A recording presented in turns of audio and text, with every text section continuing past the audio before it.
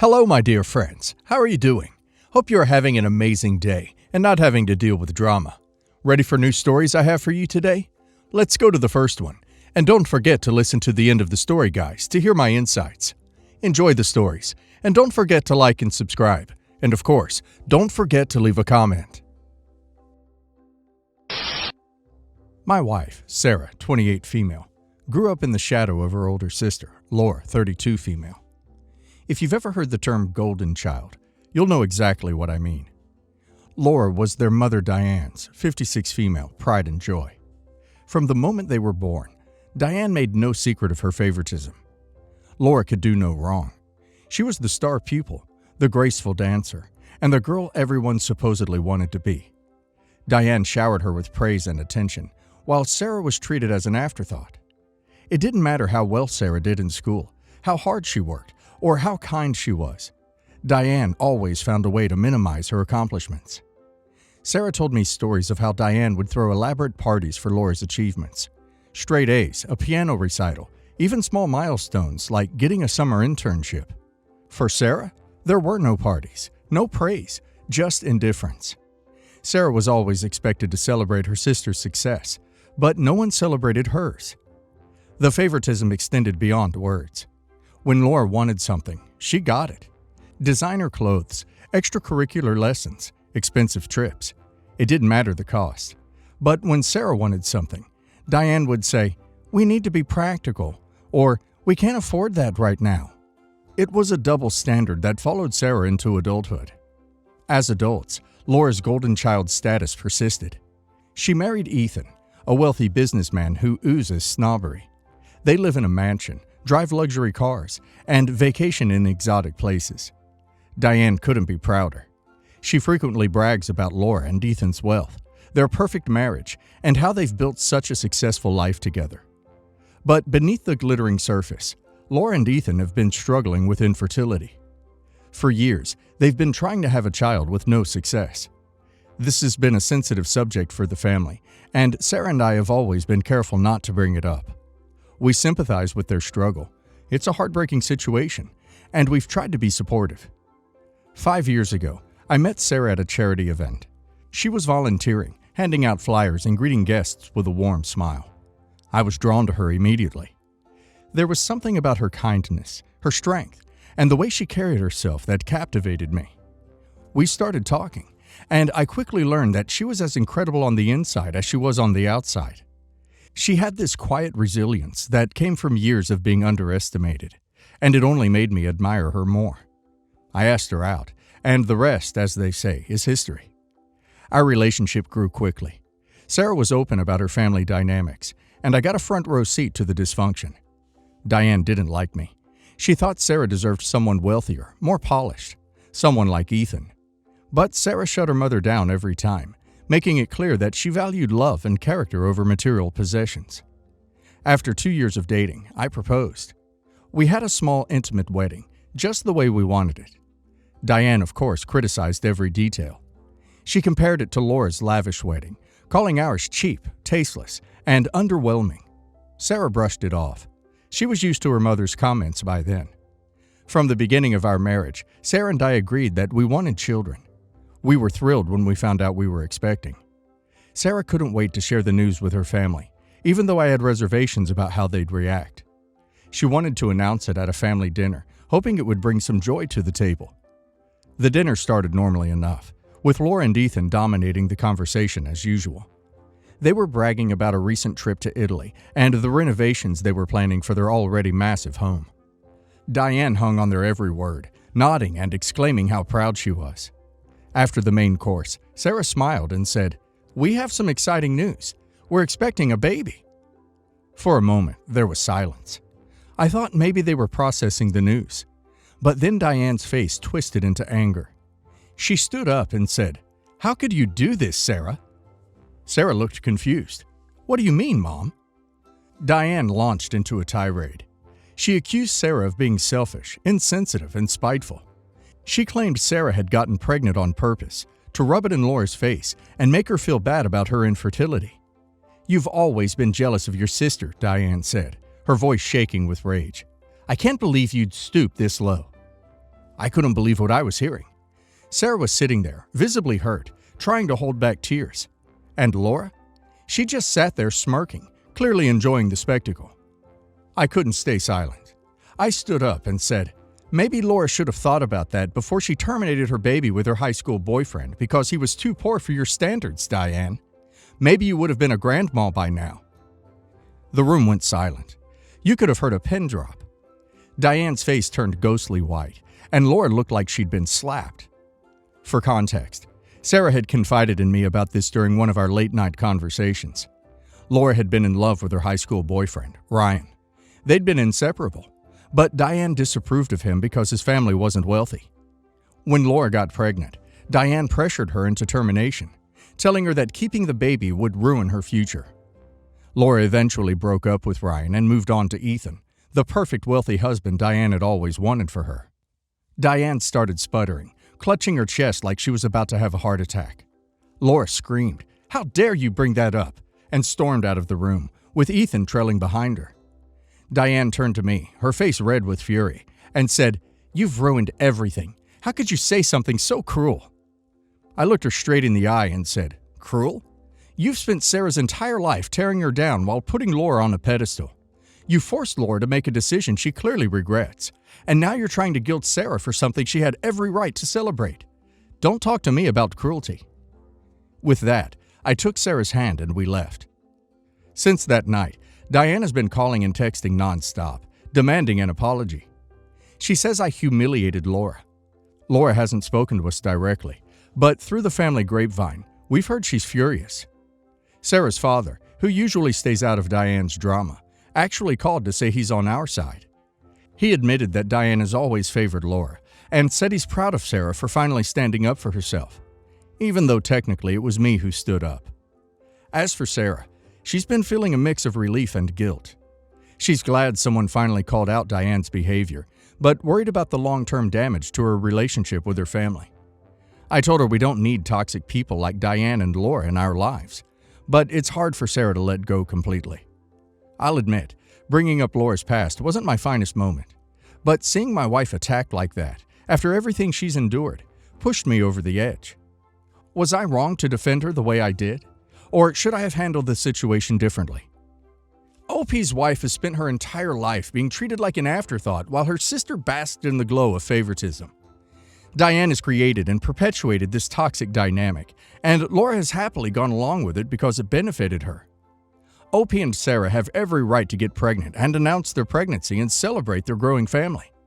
The fact that Diane twisted it into some kind of attack on Laura is just unhinged. As for Laura, her smugness at the dinner proves she enjoys the power she holds in this messed up family dynamic. OP is not the a-hole for calling out the truth. Diane and Laura's past decisions are not OP's wife's responsibility, and they don't get to weaponize their insecurities to ruin OP's and his wife's joy. OP did what any decent partner would do, stood up for his wife. Good on OP for having her back. And now let's hear the community's opinion. This broke my heart for Sarah. Growing up in an environment where you're constantly second best can leave scars that never fully heal. The fact that she still wanted to share such a joyful moment with her family, despite everything, speaks volumes about her character. And then Diane took that beautiful moment and turned it into an attack. How dare she accuse Sarah of getting pregnant to upset Laura? Pregnancy isn't some petty competition. It's a deeply personal and life-changing experience. You're absolutely not the a-hole for standing up for your wife, even if your delivery was a bit harsh. Sometimes, toxic people need a taste of their own medicine to understand the pain they've caused. You're protecting Sarah and your future child, and that's exactly what a partner should do. Not the a-hole. Let's break this down. 1.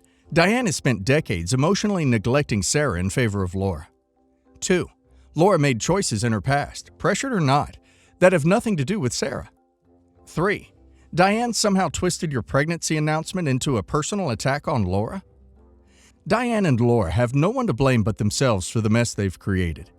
Diane pressured Laura into a decision she regrets, and now she's projecting her guilt onto Sarah. Laura's infertility is tragic, but it doesn't give her or Diane the right to ruin Sarah's joy. You didn't ruin anything. Diane and Laura did. Good for you for standing up to them. Your wife and child deserve a family that celebrates them, not one that tears them down. Not the a-hole, but I have a feeling this isn't the end of the drama. Diane seems like the type to escalate, especially since you challenged her authority in such a public way. My advice, set boundaries now, because things will only get messier once the baby is born. If Diane and Laura can't respect you or Sarah, you need to distance yourselves. Your child doesn't need to grow up around the same toxic favoritism Sarah endured. And honestly, you're a rock star for standing up for your wife. Calling out Laura's past may not have been the most tactful move, but it clearly struck a nerve, which means it needed to be said. Keep protecting Sarah and your growing family. She's lucky to have you in her corner. Me, 23 male, and my brother, 17 male, have been living with our grandma. My mother abandoned us after my dad died 10 years ago and remarried 2 years later. Our grandma from my dad's side took care of us. Since then, our mom has only reached out to us less than 5 times. She has 2 kids with the guy she got married to. Our grandma paid our school fees and basically took the responsibility of a guardian. I, of course, went to college and finished my education and have a decent paying job. I have my own apartment where I live with my brother. Last week, my mother reached out to us. I don't know how she knew my address. Maybe my grandma told her. But she came to my apartment. Well, it was good to catch up, but she seemed sad, like something was on her mind. So she told me that her daughter had been diagnosed with a cervical cancer, and they were tight on budget and needed some money to cover her medical fee. I kindly refused. She started begging me to help, saying that she is my stepsister and I am obligated to help. I told her that she never gave a damn about us for about 10 years. She got mad and left. She told everyone that I refused to help my own mother, and now her family and even strangers are attacking me for refusing to help my stepsister. I know it's not my stepsister's fault, but I don't know how I'm obligated to help her. So guys, am I the a-hole here? Not the a-hole. I'm sorry about your mom. She really sucks. I think you have no more obligation to help her than you would a stranger. Maybe less if she abandoned you. If she really felt bad about what she did, or changed, she wouldn't have set her family and friends after you. Next time someone says something, just look confused and say, "You know she abandoned us when we were kids after our dad died. We're not really family anymore after that." Not the a-hole. Tell her she can use the money she saved after abandoning you and your sibling. And to those people in your life who are coming to you and telling you she's your mother, etc., etc., simply reply, "She stopped being that the day she abandoned me when I was X years old. She didn't care about being my mother then when I was a child and needed a mother, and I don't care now." Not the a-hole. That is not your child and is therefore not your responsibility. The only reason your mom came to see you was to obtain money from you. Do not let someone like that into your life, especially if she condones people attacking you. They don't even know the whole situation. I am a bit stunned why a child under the age of 10 would get checked for cervical cancer. Back in my days, a girl didn't go to the OB/GYN until around 12 or 13 years old. Maybe times changed that much in the past 20 years, but it strikes me as invasive to such a young kid. Be that as it may, not the a-hole. My fiancé, 26 female, and I, 30 male, live in an apartment. We both work. My fiancé helps her dad by sending him money every month.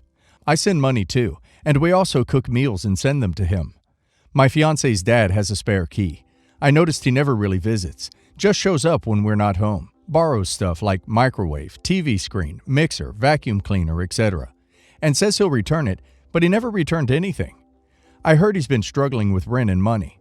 I tried to get the stuff back, but he admitted he sold them to pay for debts. His wife passed away last year, leaving medical debts for him to pay. I had so much patience and understanding. Until yesterday, when I found out that my late wife's ring was missing. It's worth a lot. I have it since she passed away in 2017. I asked my fiancé's dad if he showed up yesterday, and he said no. I asked him if he took the ring, and he denied. My fiancé said I was out of line to hint her dad would do anything like that. What he didn't know is that I had a camera installed outside. I was getting sick of him stomping over boundaries and giving me excuses, and my fiancé tolerates his behavior by saying he's struggling. I showed him the video, and after arguing, he admitted he took it but swore up and down saying he didn't have intentions to take it, but felt tempted and now regrets it. I told him it was all right since he admitted to his mistake, and all he had to do was give me back the ring. But he said he pawned it and spent the money on more debts. I ducking lost it. I yelled at him and told him he needed to deal with his own mess and shouldn't have took something that had Monterey and sentimental value, then tell me to ducking live with it just because he's struggling. I told him I'd seriously take him to court and sue him over this. My fiancée looked shocked and took it as in my late wife was more important to me than her and her family. She started crying, telling me I'm free to sue him, but I should be understanding of this situation, and he's just acting out of grief and dealing with so much. Basically guilt-tripping and shaming on her family's part. I insisted, and I'm sticking to what I said. If I don't get the ring back, I'm taking him to court. My own parents are telling me to stop it, saying that will damage my relationship with him and the family, and suggested he pay me when he has money. I didn't listen. I just got the key from him and refused to argue about it anymore. I would have immediately gone to get the ring back myself, but he refused to tell me anything, which is why I said I'd resort to court. Not the a-hole. You should have changed the locks when he first started stealing stuff. He probably won't have the money if you sue him, so that might be pointless. You could file a police report, but that's an even more nuclear option. Can you ask him which pawn shop he sold it to? Maybe they still have it. Oh, not the a-hole. File a police report and find out where it was pawned. Get it back. You provide proof it's yours and it was stolen. They have to give it back to you. Then press charges against him and kick out the fiancée because she will keep enabling his moochy klepto butt. Not the a-hole. Report it stolen. Perhaps with that you can go to the pawn shop and get it back. I don't think the pawn shop owner will have much interest in dealing with the police and so on. And, I'm sorry, but I think you should reconsider marrying her. While we can all understand she wants to help her dad, her not telling him explicitly how wrong it is that he steals from you is a big red flag. So, 3 years ago, my sister inherited my great-uncle's house. The house itself was shabby, and the property tax is $300, as well as utilities, which are in her name and I'll get to. So, she has been living with her daughter and her 3 grandchildren in a property better suited for them, as this one is a 2-bedroom and pretty small. She practically begged me to move into it 3 years ago, with the promise that everything would go under my name, because she doesn't want to deal with it. At the time, I had a newborn and was living with my ex-boyfriend and his mom, so the situation was more ideal, so I took the offer. When I first moved in, the house was a wreck. I didn't have too much money to get things fixed because I was still on maternity leave, but I paid to repipe the kitchen sink. Then, after 6 months, when I was financially stable, I paid to rewire the house because the electric was bad. Fast forward 6 months after that. My cousin's house was foreclosed on, so my sister invited her to live with me. She didn't ask, she just told me.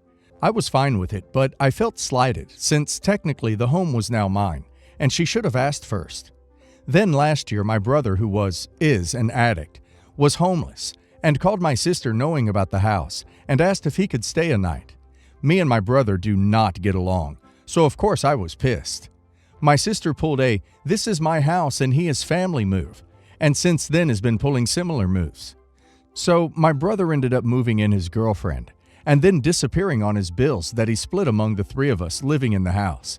I told my sister it was her responsibility to pay them since she allowed him there and he was her guest. Of course, I ended up paying it. So after that happens, we have a leak in the upstairs bathroom. Apparently, it has been leaking for years. So I pay to get that fixed, but get it in writing that upon moving, my sister will pay me back in full. This is upwards of $6,000, and she agrees, saying that she would never ask me to move. So fast forward to this week. My sister's home is so bad that her landlord is going to be kicking them out soon, once the virus eviction is over. And she is asking me and my cousin to be out in 2 months so that she and her family can move into the house. I replied that's fine. If she could pay me the money that I've put into the house, then I could afford to move. I live in HI, and it is super expensive, especially on short notice to move anywhere. She texted she doesn't feel like that's going to be doable, and she will pay me in years to come. So I responded that I will have a lawyer contact her if she does not pay me back, or she can sign the house over as promised and pay me rent to pay me back. My mom is now involved and thinks I'm being a total B about it. But I'm a single mom and all my savings have gone into this house. And I feel like I deserve to be paid back, especially with her lying to me about how things were going to be, and it being different once I moved in. Am I the a-hole for wanting to sue my sister for my money back? Not the a-hole. Change the locks and refuse to move out until you get all your money back, not just the $6K.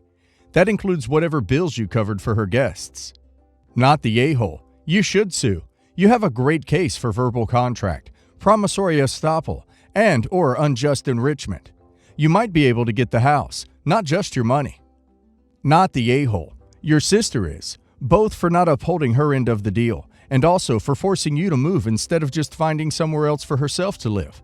I get that this option is free, but she essentially told you the house was yours and wasn't using it, and is now reneging on that. So, my boyfriend and I have been dating for 6 years, and we have a 2-year-old daughter. So, our daughter is very light-skinned, British, but has curly hair, and looks like a lighter-skinned version of myself. Every year, my boyfriend's Japanese side of his family throw a huge party for all the grandkids, and last year was our first year going. The minute I walked into the party, I could feel the awkwardness, as I was the only dark-skinned person there. Fast forward an hour. It's my daughter's turn to get her gift from Santa, and the first thing that goes wrong is that they say, "My boyfriend's name's Baby." And her name is not that difficult. It's Kayla, said how it is spelled.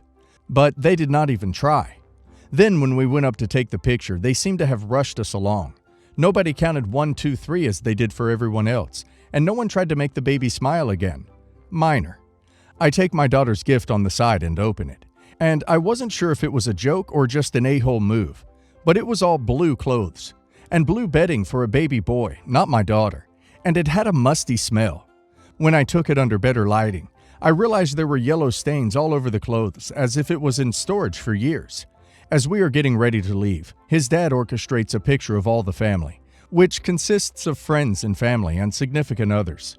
While I was holding my daughter getting ready for the picture, the dad calls me over, and at the time I thought it was a joke. But he was asking me to take the picture, and signaling for a friend of a cousin to hop in and give me the camera.